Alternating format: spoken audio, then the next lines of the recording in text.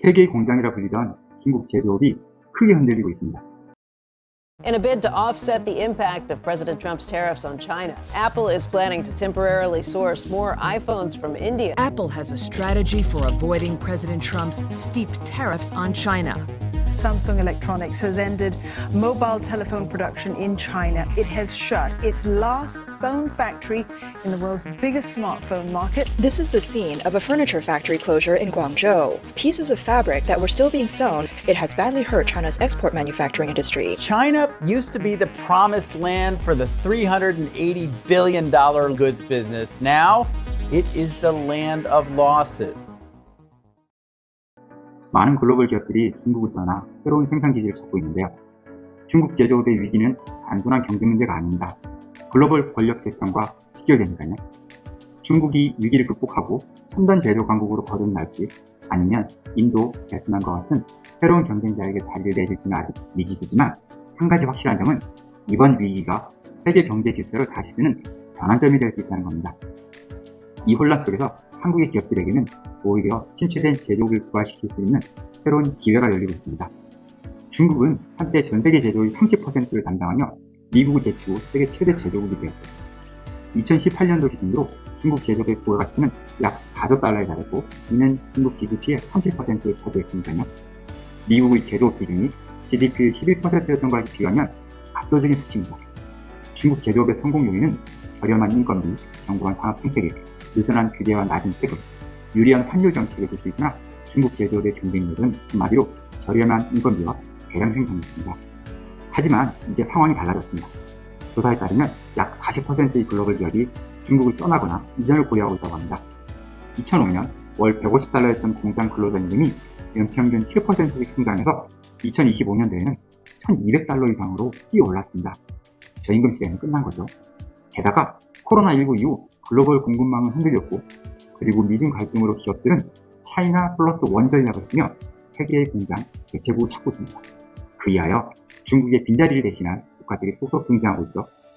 베트남은 중국에서 미국으로 가던 수출 물량의 절반 이상을 차지하며 GDP가 빠르게 성장하며 글로벌 전자, 섬유, 가구 산업의 핵심 생산지로 부상했죠. 애플, 삼성, 폭스콘, 나이키 등의 대규모 투자가 이루어지고 있습니다. 인도는 2025년까지 아이폰의 25%를 인도에서 생산할 전망입니다. 저렴한 노동력, 인도 정부의 적극적인 외국인 투자 유치 정책, 반도체, 전기차, 첨단 제조업으로 확장되고 있고 멕시코는 미국과 지리적인 가까움을 이용해 테슬라, GM, 포드 등 자동차 전자기업의 대거 투자가 이루어지고 있고요. 그리고 태국과 방글라데시아 등 여러 나라들이 발빠르게 움직이고 있습니다.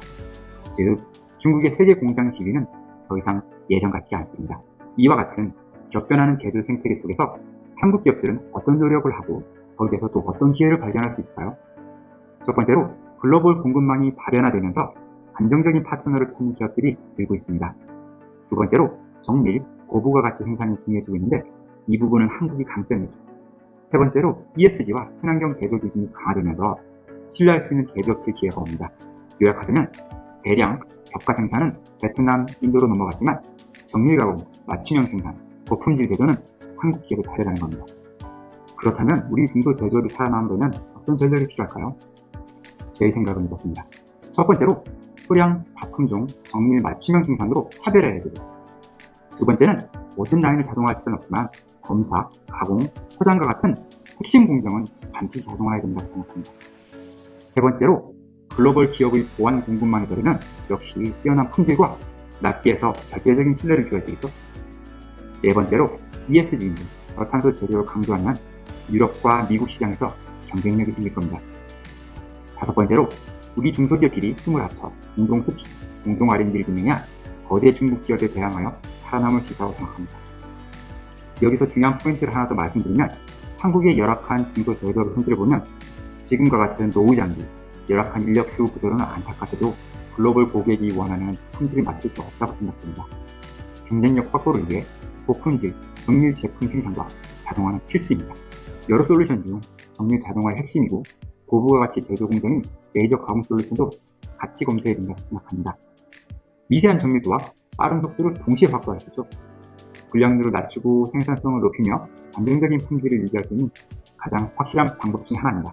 즉, 한국 중소기업이 글로벌 공급망에 진입하기 위해서는 정밀 자동화, 레이저 가공 기술 확보가 승전의 열쇠가 될 수 있습니다. 정리하자면 한국 제조업의 위기는 곧 한국 중소기업의 기회입니다. 이제는 단순히 싸게 만드는 것이 아니라 정밀, 자동화, 친환경, 신뢰성으로 승부해야 됩니다. 여러분의 공장은 얼마나 준비되어 있나요? 저희 레이저 가공 솔루션은 기술적인 성공을 위한 여러분의 든든한 파트너가 되고 싶습니다. 함께 레이저 가공 방식과 장비에 대해 공부하시고 레이저 장비뿐 아니라 소재 맞추면 레이저 도용 가공 컨설팅도 진행하고 있으니 필요하시면 언제든지 문의 주세요. 마지막으로 오늘 영상이 도움이 되셨다면 구독과 좋아요 부탁드립니다. 다음 영상 기대해주세요.